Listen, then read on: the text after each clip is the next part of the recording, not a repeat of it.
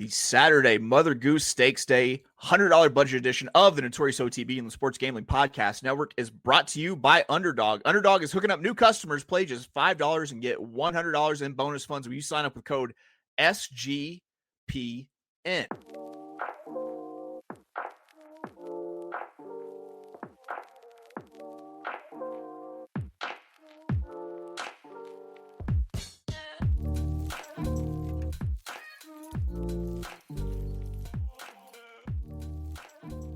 Welcome, everybody, to the Notorious OTB, brought to you by the Sports Gambling Podcast Network. And, folks, as always, it's all good, baby. It was all a dream.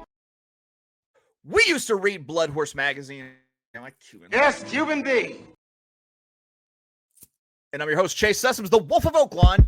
I'd rather be trapped as than lazy. Don't care what they say, I'ma do what pays me. It happens every year about this time. Weaklings act like they lost their mind. Alphas reclaim the neighborhood. Rob the sheep and all the wolves get good.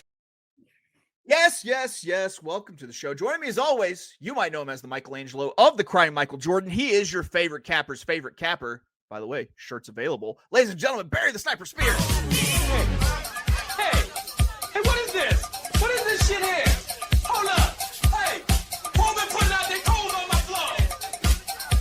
Who has been putting out their clothes on my floor?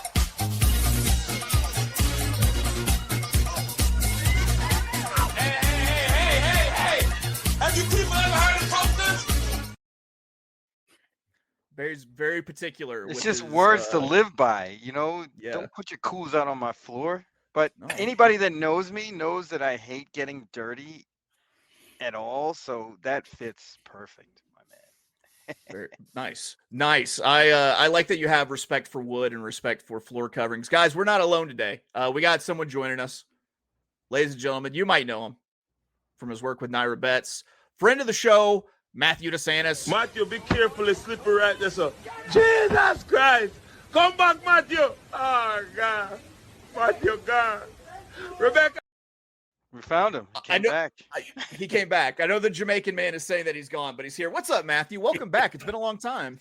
It has been a long time. Thanks so much for having me back, guys. This is always a lot of fun, and so glad to see both of you. Got to see Sniper out at Del Mar this past weekend for the Breeders' Cup. That was a lot of fun, and also very much so appreciate any time you can put a drop on Trading Places, which is low-key like a top 5 comedy of all time. Like, that is one of the funniest movies that has brilliant social commentary. You can be as, you can go in as in-depth into it as you like, but it's also just Eddie Murphy and Dan Aykroyd being absolutely hysterical in that movie. I love it. Yeah, I mean, it's it taught most of us our basics in the commodity. It really did.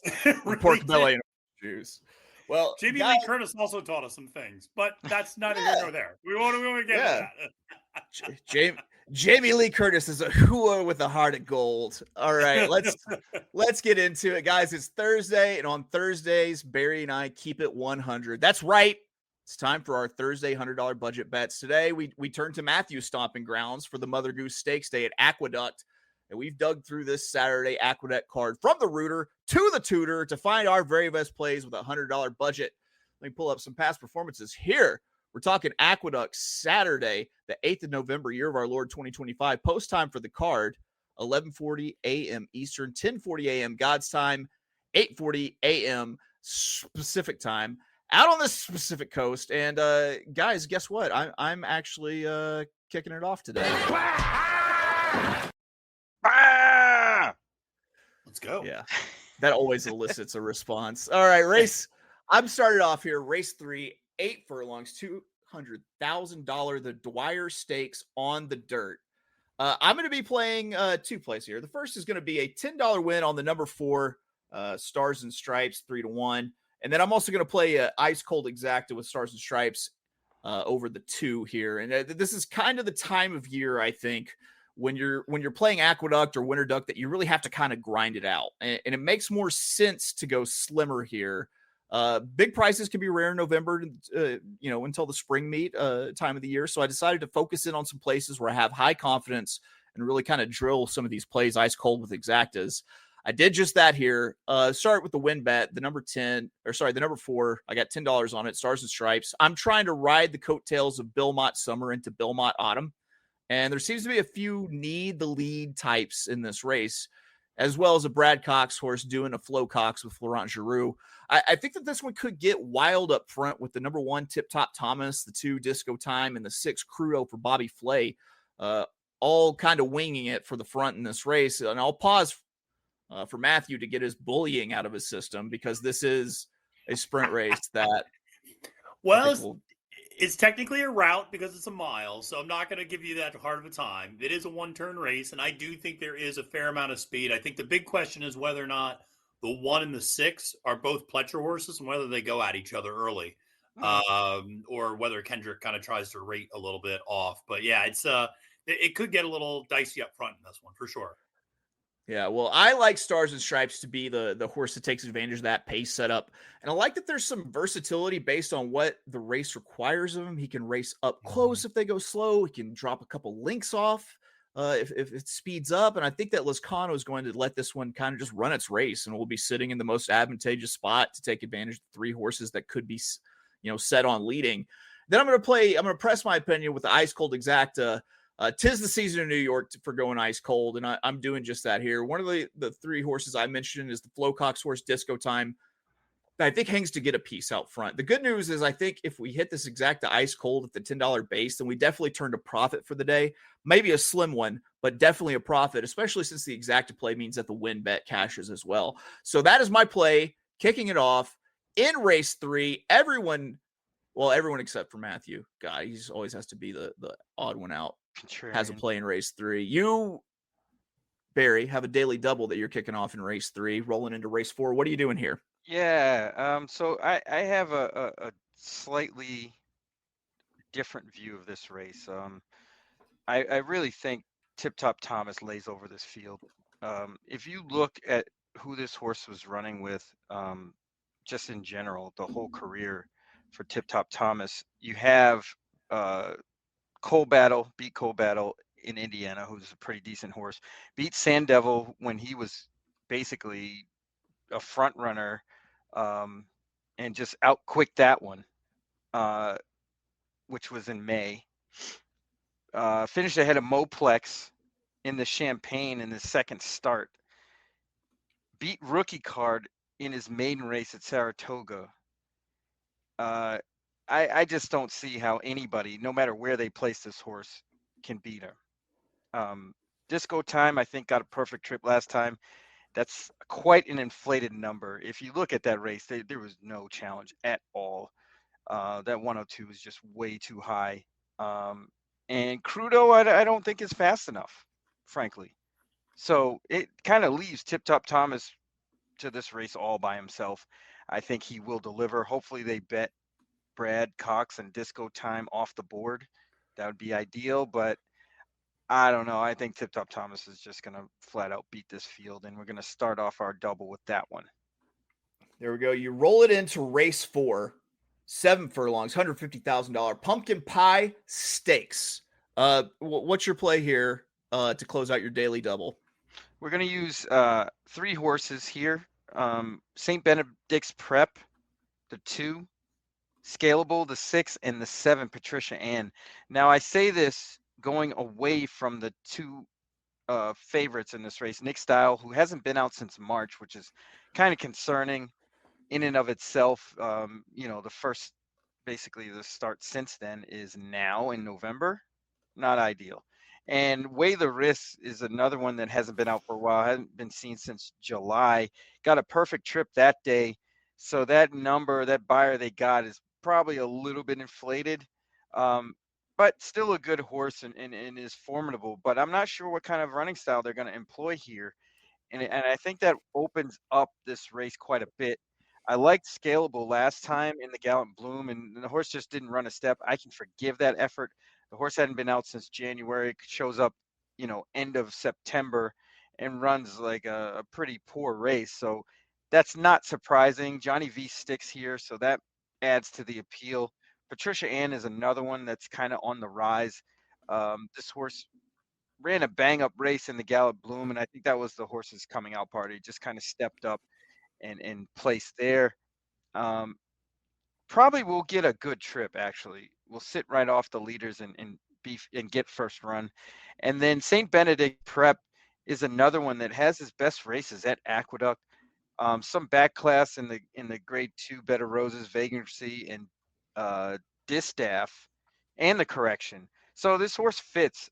Just needs a good trip off the layoff, which the barn Linda Rice does well with these sort of comebackers and gets the go-to rider Jose Lascano. 12-1 seems like a good price here. So we're going to use the 2, 6, and 7 to close out this pick daily double. Well, you're closing out your daily double, but Matthew is just now getting involved in his $100 budget. You've got a win bet coming out of race 4. What are you thinking here? Yeah, I'm going to go to a horse that Barry's actually fading. I do want to just echo Barry's sentiments on Scalable. That's a horse I've always liked that I think can deliver at a little bit of a price.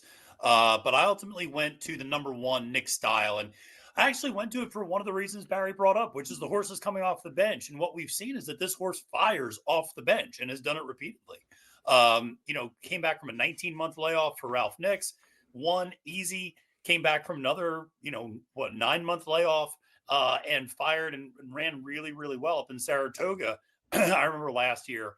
And I just think, as a horse that really can deliver off the bench. And so I'm not as worried about that sort of delay as normal. I like the fact this horse also has a few different running styles, can go straight to the front if Junior wants to press the matter, but can also come from off the pace, has dealt with the inside rail before, actually has won from the inside rail 2 of the last 3 times out. So that also doesn't concern me as much. And I also like the 7 furlong distance for this one. If you look at 7 furlongs, which can be a tricky distance for horses, this is one that's 2 for 2 at that distance. And you look at the way this one finished both of those races, was expanding on that lead both of those times and drawing off from the field. So wasn't a horse that was holding on there at the last second, but could actually add to it a little bit, add to the victory total. So I'm just going to do a simple $10 win bet on the number 1 here. Like you said, Aqueduct sometimes is a season of just piecing some things together and sometimes winning small and then kind of saving it up for your spots. I got some bigger prices later that I like, but I'm going to get on the board in this one because I agree with Barry about weigh the risk.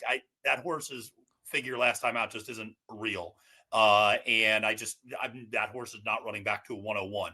And so I'm going to try to beat that one with Nick Style. And I might actually just on my own just play around with like a Nick Style scalable exacta. But definitely like this one in this race. There we go. Well, real quick, I've got an exacta in this race, but don't forget college basketball tips off this week. Make sure to subscribe to the College Experience to catch their daily podcast and download the SGPN app for free college basketball picks. On to my exacta. I'm playing an exacta here in race 4, a $10 exacta, 8 with 1-7. I think I've redeemed myself in the eyes of Matthew DeSantis. I think because it's a sprint race and it's a sprint stakes, and I'm taking the horse that I think is going to be on the front controlling this with Weigh the Risks, who apparently everyone else hates. But 9 to 5, the only real value here is to put it in top of my exacta play. Going to be well bet enough that I think it will probably be favored. Instead of putting like a $20 to win here, I'm going to try to hit that exact at a $10 base over the only other 2 horses I thought to be competitive, which we agree on some of these. And up close to the pace, that's the big thing. The pace actually might be a little bit slow because I don't think that anyone can really go with Weight the Risks.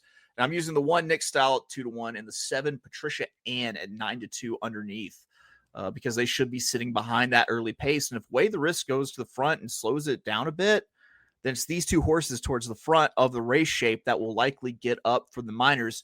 Matthew, I didn't just use the early speed. I used the first 3 early speeds in this race shape. How proud of me are you? I don't know. I got to clutch my chest and say, Lord, I'm coming for you. I just, maybe I've been drinking too much Diet Mountain Dew. My heart's beating, for you, Chase, to do this. One of the things I'll add a little factoid about the previous race, the Dwyer. If Johnny V wins aboard Tip Top Thomas, he will tie a certain jockey for 6 wins in the Dwyer in his career, which would be the most. For 10 bonus points for absolutely nothing, can you guys name who he will tie for 6 wins apiece in the Dwyer? I got 2 guesses. It's either Mike Smith or Javier Castellano. No, neither. No. What about It is- the MIG? No, not the MIG. It's Jerry Bailey. Bailey. 6 wins Yeah, in the that quad. makes sense. Okay. Yeah. So That makes sense. yeah. So I was looking that up last night. Interesting. This is Well, what I do in my free Track time, guys. facts. It's a lot of fun. Track facts. Track facts. Yeah, you need to start pumping out track facts along with the track stats. Maybe like a required reading of the track facts before you can actually. Yeah, access the that's my track stat. fault. I loved it. All right, I guys. never get it right. Real quick, got to get a word in for our friends at First Bet. That's one ST Bet. You can get a $250 sign up bonus. Unlock a $25 bonus for every $100 you bet over the first 60 days, up to a max bonus of $250. Use code SGPN. Okay, we roll I it covered into Maddie's race. eyes for that one. I covered his eyes. Yeah, we so did. He didn't. Put on the blinders. It's all good. We have friends over at First. We have a lot of friends over at First. You know. Oh, yes, we do. We do. So it's all good. Tyler. Well, my guy. Good time for a little change here. And to change it up, Matthew, you have your second play coming out of race 5. What are you doing here?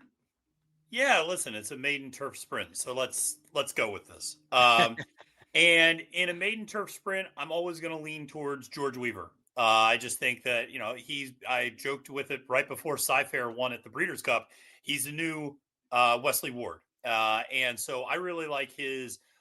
He has 2 in this race, but I like the number 11, A Moment of Love, 7-2. Flavian Pratt up on the mount. That's always something that takes note, especially after Flavian won 7 races on Sunday at the final day of Belmont at the Big A meet. And what I particularly like about this one is the pedigree. The dam meets expectations. It's produced 3 first out winners from 6 foals, including the full sibling, who actually both full siblings won in debut, World of Trouble, as well as Alfie Solomon. So I love that there's a lot of precocity in that pedigree. You give me a trainer like Weaver, who's so good in these turf sprints and getting horses ready in their first start. You put a top jockey up. I know it's a relatively short price for a maiden field, but I'm going to do a $10 win bet here. And then I'm also going to do an exacta on a $5 base. I'm going to hit that 11 up top. And I'm going to play a bunch of different prices underneath. I'm going to go to the 2 Channel View, the other Weaver horse that's getting blinkers on, who I actually didn't think ran all that bad in debut. I'm going to use the 4, 360, 8-1 for Tony Dutrow. Try and turf for the first time. There is turf pedigree if you go back a generation or 2 on the dam side. Again, getting the blinkers on in a nice workout.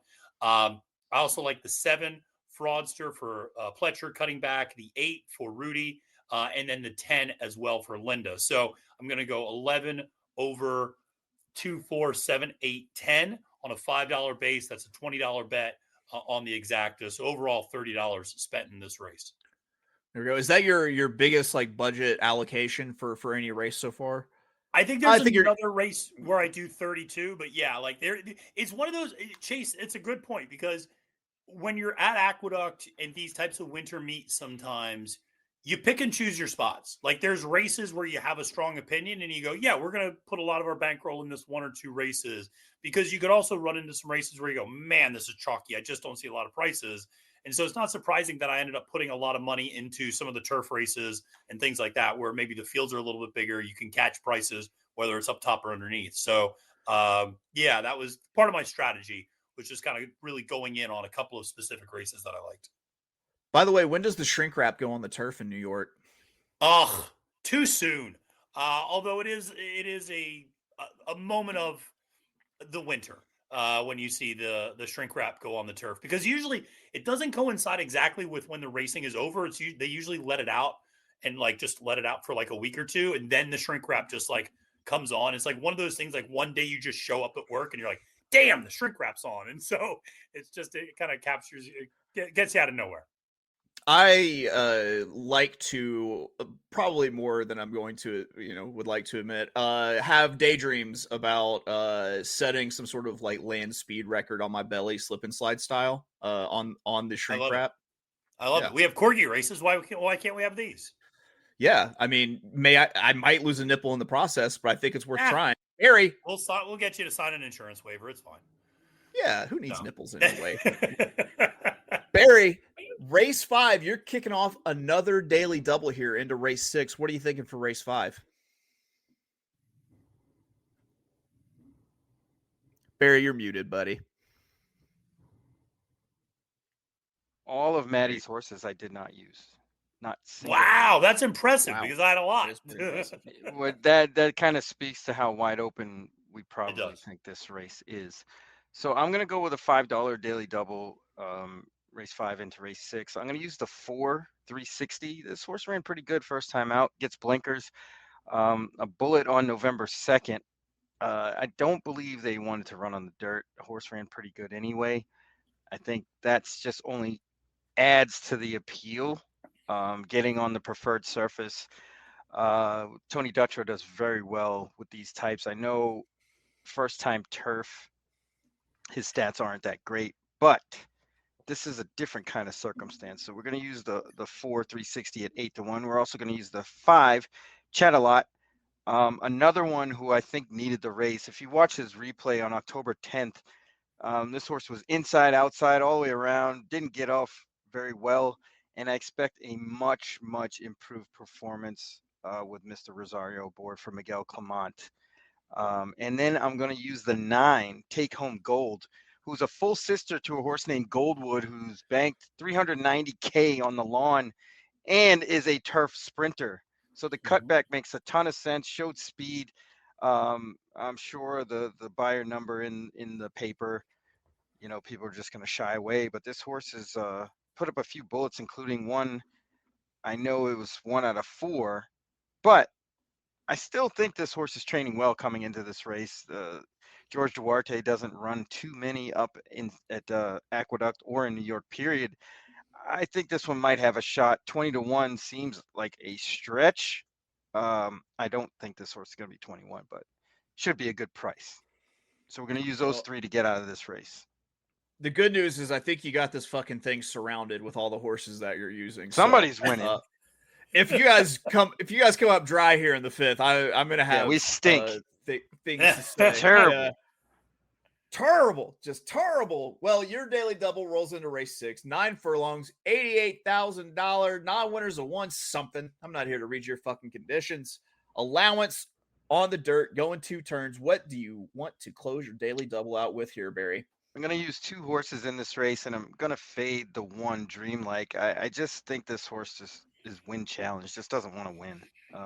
Horse runs pretty well all the time, but just doesn't win races. I mean, it's kind of mind-boggling. Likes to finish second a lot. Despite the buyer standout, I still think this horse will find a way to fumble the bag here. So we're going to use the 5 Commuted, who has some speed and might end up shaking loose. And if that does happen, I think this horse is going to be incredibly tough to run down. Comes into this race in good form. I like the fact that they're stretching out. I think that's the best thing for this horse, is to stretch out that speed after improvement, after going long a couple of times, namely at Saratoga and then the last time at Aqueduct on September 12th. And we're going to use the 8 Tracking Error, who you can throw out that last race at Kentucky Downs, and even the 1 1/8 effort at Saratoga just weren't good trips. The horse really isn't a turf horse, but there's a chance that this horse has improved off this layoff and could get a really good trip. It was keeping good company before those last 2 efforts, and I think this horse can go back to what they need to do. I mean, this field isn't full of monsters or anything, and I think they can get a great trip. So we're going to use the 5 and the 8 to close out the double. There we go. And then what? You just wait at the window, Wait, right? yeah, you stand in line, bro. No regular Whitey pay me. Boom. Till Whitey pays you. All right. We roll in to race 7, where I've got to play here. Everyone's got to play in race 7. Everyone also, by virtue of knowing their picks ahead of time, does not like the same thing that I like. I'm playing race 7, 9 furlongs, $200,000, the Hill Print Stakes, grade 3 on the turf. I'm going ice cold in an exacta, and it's going to be a $20 exacta, 6 with the 8. I'm just having a Saucy William fall this year. It was Saucy William summer. That's Bill Mott, by the way. Saucy William summer. I'm extending it later in the year because I'm going ice cold again in an exacta, and I'm keying Bill Mott's horse in first place. Stars and Strides 2-1. I'm breaking tendencies here because, as Barry will attest, I may get made fun of for thinking every sprint race breaks down. However, the real shameful shit I do, real shameful shit, is that I think that every single turf route is going to get wired. I'm breaking to that tendency here, and I'm attempting to use a horse from the second wave who will be tracking the weak-hearted early speed of the 7 Griffin's Wharf. Stars and Strides would have the wide stalking trip behind Griffin's Wharf, and I like the smooth kind of energy distribution when you look at the time form figures that should leave Stars and Strides with plenty in the tank for the stretch drive. And I'm keying the Chad Brown horse underneath with a lot of closing kick in this big ice cold exacta with the 8 Mayor of Midnight. I think that some might see this one as a world beater with Flavian Pratt up for this race, but I'm going to fade this one to second because there's a big question with this one as it moves into Stakes Company, which is how will Mayor of Midnight run in the spot without Lasix being applied? Every win and hell, every race has been with Lasix on. So I think you take the shot at fading this one to second instead of using on top. So I'm going $20 ice cold race 7, 6 with the 8. Now, Matthew, you're in here with a win bet in race 7. What's your idea? What are you doing? I'm going to go to a horse I've always liked on the inside, and that's number 1, Noble Confessor. With Kendrick Carmouche aboard for Todd Pletcher. I think they figured something out, maybe with the blinkers on. I think this horse needs to just go to the front, and I think Kendrick with inside post position will do it. The interesting thing is, if you look at the time form numbers, sure, Griffin's Wharf is faster early speed, but Griffin's Wharf doesn't try to wire a lot of fields, doesn't actually like to go up front. Same thing's true with Tiz Dashing. You can look at Tiz Dashing's numbers, and the early pace numbers look a little bit better. But that horse always just tracks off the pace. I think Kendrick goes straight to the front with this horse. This is how Noble Confessor won its maiden. It's been facing outstanding competition throughout his career. I remember being right next to 2 Pletcher assistants the day of the Pilgrim last year when this one just lost to Zulu Kingdom. And they were incredibly high on this horse. And it's funny, the 2 assistants were kind of like debating about what Todd would do, whether or not they would send this horse to the Breeders' Cup after that effort. And of course they did, and he ran 6th. I just think this is a really good horse who's faced really tough competition throughout his career. And I think Kendrick with the blinkers on is aggressive, and I think could wire the field. But I mean, I think, if he sits second behind Griffin's Wharf, it's not the end of the world either. So I like Noble Confessor at 5-1. There you go. Well, Barry, you're dipping your toe into race 7 as well. You've got a win bet. Do you agree with Matthew? Absolutely. Noble Confessor is my $20 win bet in this race. If you look at the company this horse is kept, you'll see Hill Road a couple of times, Burnham Square, Wimbledon Hawkeye, Henri Matisse, Zulu Kingdom, Filoso, T-Craft, and Chancer McPatrick. I don't see anybody keeping that kind of company in this race at all. I don't think this horse really needs the lead to win. I think that they want to be close up, but I think they're just better, just flat out better than these horses. And I'd be amazed if we get 5-1. I would say we probably get 3-1, 5-2-ish, but I'll take it. There we go. Yeah. I think the blinkers, it's interesting. The blinkers could do 2 things, Barry, right? It could infuse a little bit more speed, or it could just help the horse focus and actually pass some horses, which is something it's always struggled to do a little bit. It can be a little one pace sometimes throughout his career. But as a 2-year-old, he did a little bit of passing in that Pilgrim. But yeah, I think the blinkers can serve a couple purposes here. And I just love Kendrick up on this one. Well, there we go. They both disagree with me. Apparently, everyone disagrees with me in every single race that I'm in today. Not a great feeling. But real quick, before we hit our next race, just got to remind you one more time that you need to go to First Bet, sign up, get your $250 sign-up bonus. Use code SGPN, $25 bonus for every $100 you bet over your first 60 days, max of 250 bones. So check that out. And what about that? We're back, guys. What are we doing? We're giving out free picks. And I make nothing. Zero. Zilch. By the time I pay all my scientists, all my people in my research department, lab coats, it's a wash. Well, why you do it then, baby Billy? Well, because I'm selfless. All right. I kick off the next race. We both, I think everyone skipped over race 8. We went into race 9 here. We're talking 9 furlongs. We're talking $300,000. We're talking the Mother Goose Stakes, a grade 2 for 3-year-old fillies. This is actually my biggest investment of the day here. I've got a $20 win on the number 6, and I'm playing a $5 exacta 56569. I'm really going to hang my hat in the Mother Goose Stakes and say that I've got, a winner here with the number 4 fully subscribed at 4-1. It was my assumption that this one would be the other Chad with Dylan Davis up in this race. The one that will likely have more steam, I think, is the number 5 Philly Freedom at 15-1 with Ricardo Santana Jr. up in the spot. I think it will take a good bit of that other Chad money, and I'll keep fully subscribed price pretty fair. And I think it's pretty certain that one of these will win this race. And these are the 2 horses that want to go fast early, and one doesn't look fast enough to win. And the other, the 3's Lemon Zest for Brad Cox, has the same knock I had on another horse early in this card, which is the horse is yet to win Sans Lasix. And that's what put me on the 2 mid-pack Chad Brown horses with fully subscribed and Philly Freedom. And I'm opting to put the strong win bet on fully subscribed.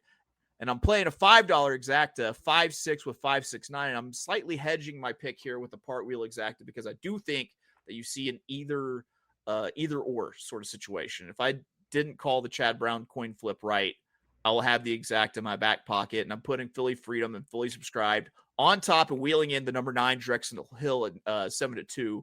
We haven't seen since their 3rd place finish in the Oaks, and I like Drexel Hill, but I think that this one wants to start from too far back and won't have the runway to actually get up and win it. So I'm in for $40. I'm actually in for my 100, so I'll do the blackjack, wash my hands of it thing. So $20 win on number 6, fully subscribed, a $5 exacta 5-6 with 569. Matthew, what are you doing here in race 9? Well, for better or worse, you and I see this race pretty similarly, actually. I really like the 5. That's actually my top choice. When I did my analysis on NYRABets, I did my write-up before David did the morning line, and I also assumed that Philly Freedom would be, 8-1. I didn't think it was that crazy of an idea for this horse to win this race. And when I saw his morning line at 15-1, I thought, well, geez, maybe I am nuts. I don't know. You are. Yeah. But I thought this horse was worth taking a shot at.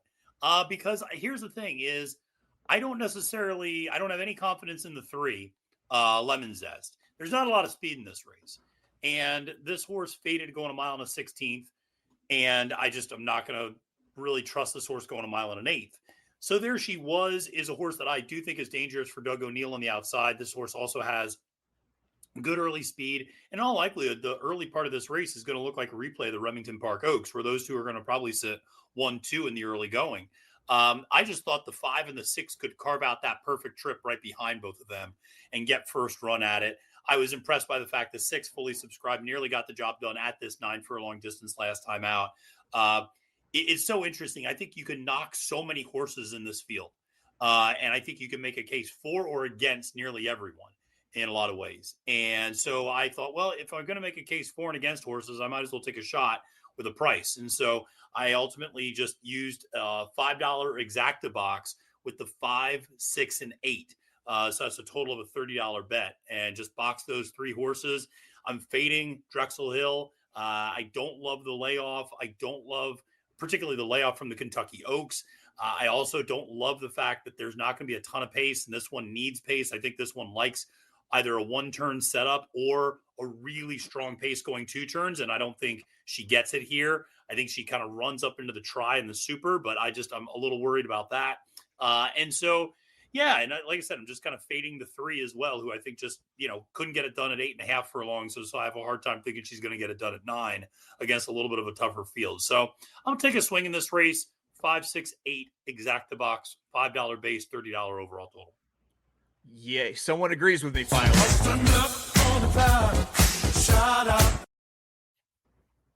There we go. Barry, you've got your play here in race 9. And I believe this puts you in for your 100 too, right? Yes, sir. What are we doing? $20 win bet on number 8. So there she was. I just appreciate this horse's improvement when going long. First time going long in the grade 3 Torrey Pines, just missed to Almond Joy, who was razor sharp at the moment, and actually in California. So I don't think anybody was really beating that horse. And they just missed, came out of that into the Remington Park Oaks and won that fairly easily. You know, in this race, it's kind of the haves and the have-nots. The horses that have run in bigger, better company versus those that are trying to break into it. I didn't have any confidence in horses like the 5 or the 6, unfortunately, because they haven't run in stakes races. I mean, Philly Freedom hasn't even run against winners yet. I can't back a horse like that in a race like this. And there's a lot of closers, so I thought, or I think that So There She Was will get an excellent trip. And I hope it happens just like Maddie talked about, that it's a replay of the Remington Park Oaks.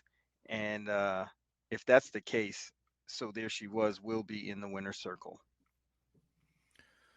There we go. Now, Matthew, you actually saved part of your bankroll for the final race here. But for the rest of us, we're down to bailout bets. That's right. We have saved our tastiest morsels for the final race of the day to get you out with a little bit of profit in your pocket. We're talking bailout bets. I'm leaving here with something.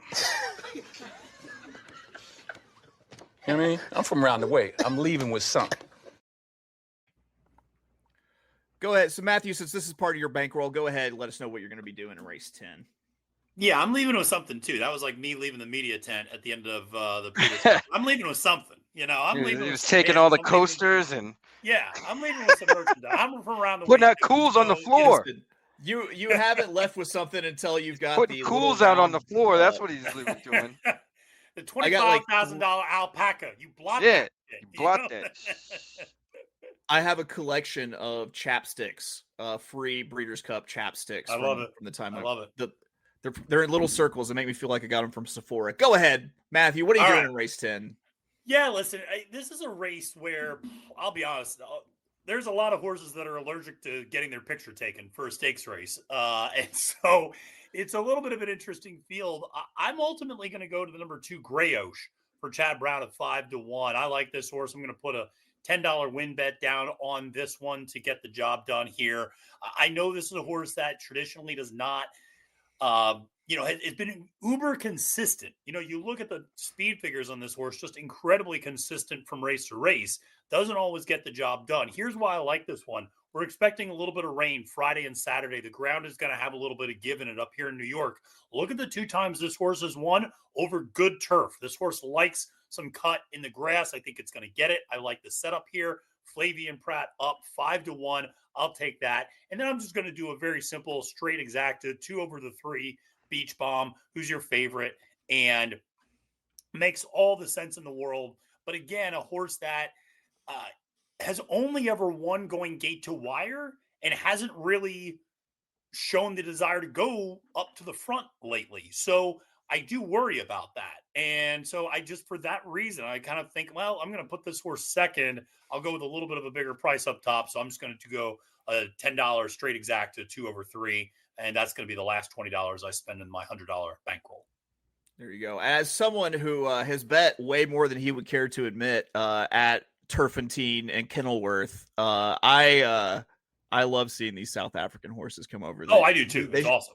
Yeah, they should go straight to Gulfstream because South Africa is the most derfiest place on the planet from what I can tell.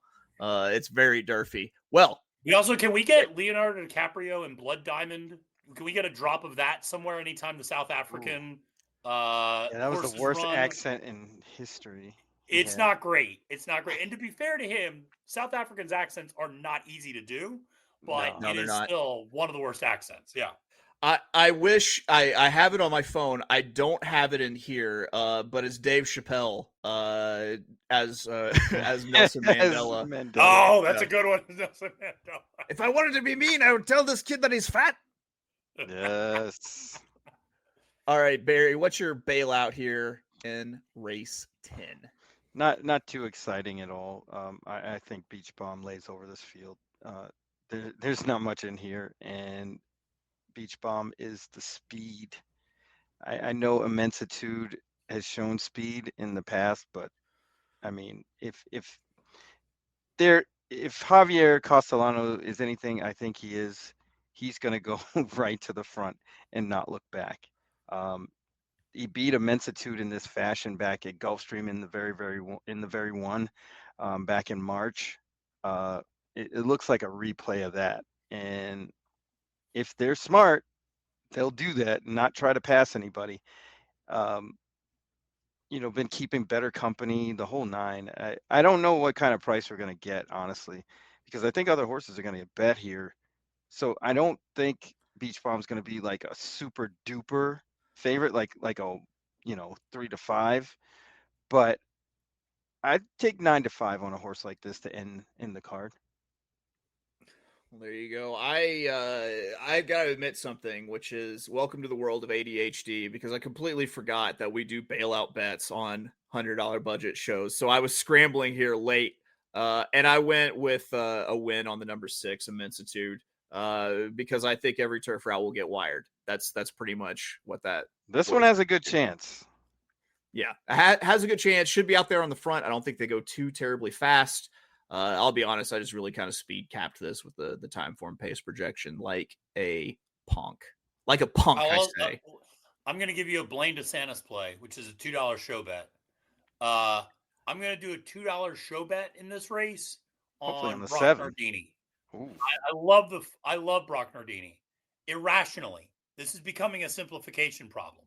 But I just the number 4. This is a horse that was so good in debut. I thought this horse was going to have a huge career. I remember that debut at Saratoga so well. That horse took off and it looked like somebody kicked it in the ass and just I remember flew home. And I thought, wow, did that horse have a turn of foot? And never really fulfilled that potential. Blinkers are coming on. State bred. George Weaver, Johnny V. I could see this horse running a lot better than 20 to 1. If this horse gets more forwardly placed, that would be interesting. I don't know. There's something in that horse that has a big effort. I don't know if it's today, but I'd screw around with a couple bucks on a show bet on Brock Nardini at a big price. Here's a couple bucks on the show bet. Here's what Matthew looks like as Brock Nardini tries to get into the trifecta.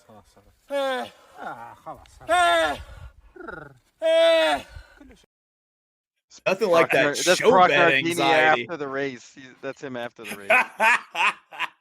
It's like, why did you do this to me? I don't want to go a mile and 3/8. Yeah.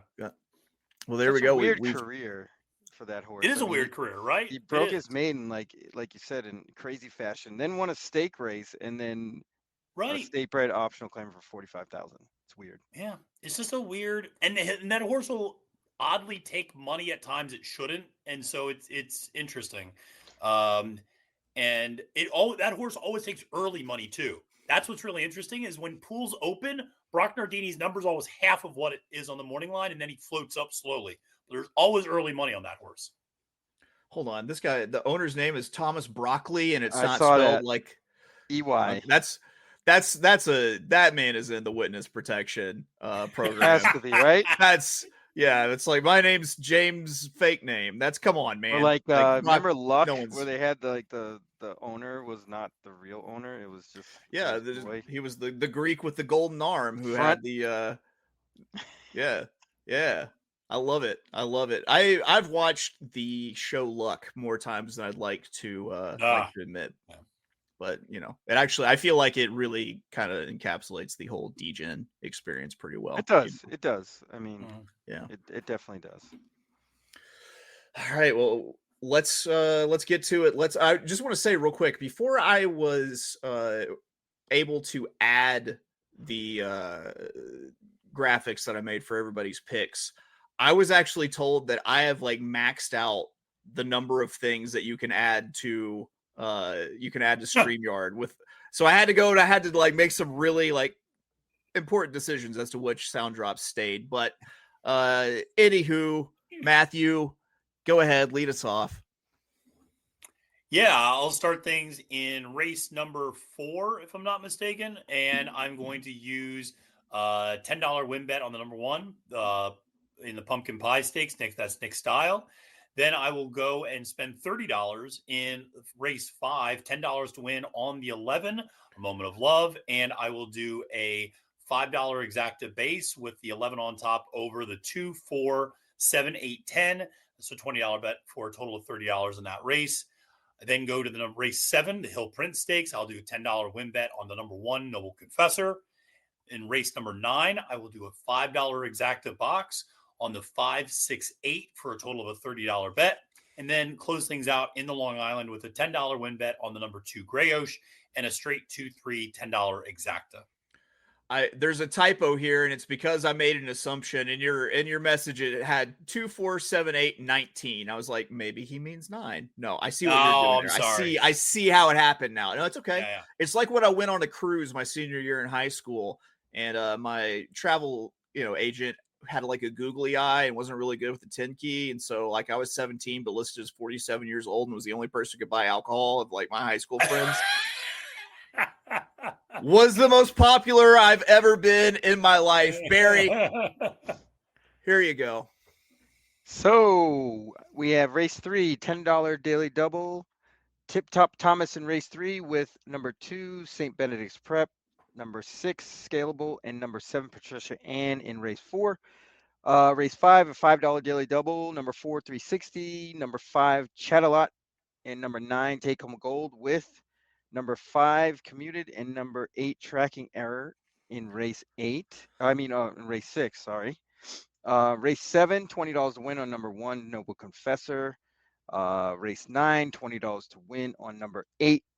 So there she was. And the bailout selection, number 3, Boring Beach Bomb, but to the hoop we go. He's taking it to the hoop. Love Duncan, guy. What are you talking about?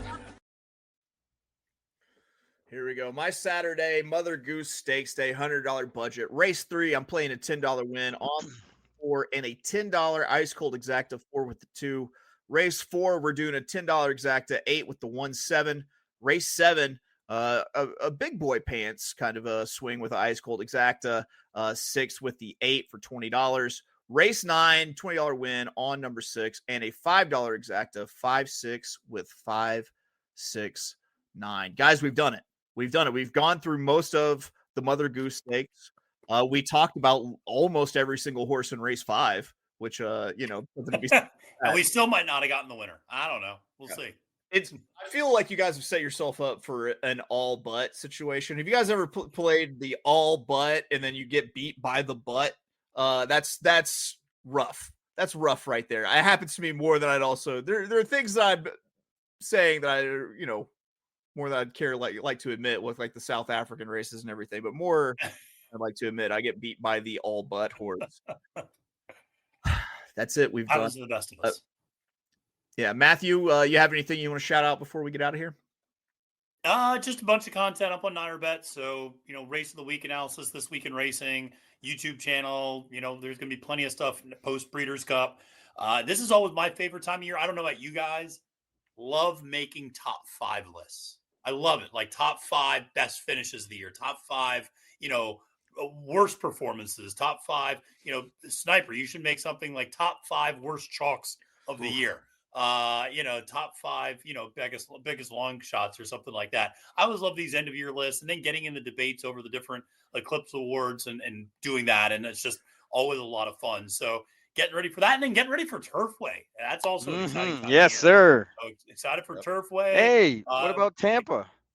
Excited for Tampa, excited for the championship meet. You know it. I mean, I love winter racing. And then we got the duct up here in Ozone Park. So I'm happy for that too. And, it's the last go round at Aqueduct. So, there's a lot of stuff that we're going to be doing to commemorate Aqueduct and all of its history. And it's going to be a lot of fun. Ooh, that's not cool. Top 5. Actually, you know what? Hey, now that Uncle Sully brings that up, I want to get this out there. Mindframe may have run the best race out of anybody in that race. He was 4 wide the whole way, pressed the pace, and just tired. I won him out of that. I know. I won him out of that race more than anybody. He ran a huge race, I thought. And yeah, but I mean, kudos to Forever Young. I mean, because when they stepped on the track, Barry, I know you saw He them looked great all week. When they stepped on the track, though, Sierra Leone looks like he's 2 times the size of Forever Young. Like, they look like 2 different species of horse. And it's incredible to see how big Sierra Leone is compared to Forever Young. But that horse, I said it all week, he's a grinder in terms of Forever Young. He just doesn't stop. He's not going to stop running. And Sierra needs horses to come back to him as much as he can track them down. Yep. And they finally figured out, Forever Young, their connections finally figured out that the horse needs to be forwardly placed in the U.S. You can't run horses down here like they do in Japan. You have to be close up. And then basically the lead ended up falling in their lap, and they took advantage of it. And it was a great ride, great preparation. You know, the horse only ran 3 times all year and tip top every time. So kudos goes out to them. I will say the jockey Sakai did a brilliant job. Yeah. I know Johnny wants to blame contrary thinking because that's the company line, but the reality is Sakai kept his ass and Fierceness down on the rail. Yep. And Pinned him would in. not let him off, and that's not where Fierceness wants to be. And it'll let Forever Young get the first jump, and it was a brilliant job by him to jockey that horse, I thought. And yeah, I mean, just what a cool race. And I mean, just incredible. The top 3 from last year or the top 3 again this year. Really cool. Mindframe is a horse that I've been saying for well over a year now that once he puts it all together, he's got going to stay be healthy. That's his problem. Super dangerous horse. You know, it seems like Mindframe, you can blame him not being able to run in a straight line at the end of a few races in his 3-year-old season. I think like once like everything finally puts everything together, he's going to be honestly a killer horse. He's an absolute freak of nature, and again, if he's healthy, that horse can run. He just got the worst trip ever and still ran on. I mean, he didn't really quit until the last, maybe 100 yards or so. He was right there the whole way in a horrible trip. So that's the horse I want out of that race. There we go. Well, guys, thank you. Thank you for joining us. Uncle Sully, thank you for shitting up this chat in classic Uncle Sully fashion. Just kidding. We love having Junior Mafia popping off in the chat. By the way, Notorious OTB Junior Mafia hats available, as well as the sniper shirt. Check that out. There we go. Look at everyone's wearing merch. Matthew, where's your merch, Matthew? I'm wearing Saratoga. I'm wearing a Saratoga polo. This is why Matthew falls off the cliff, right? That's right. That's why have the gear. This is why. Yeah. All right, guys. So that's going to do it for us here at the Notorious OTB, brought to you by the Sports Gambling Podcast Network. We will be back tomorrow, bright and early, our normal time, 9 a.m. Eastern, 8 a.m. God's time. We're going to be talking best bets that we put on our mamas for the Del Mar Friday card. Yeah, we're the worst at that. Our moms hate us at this point.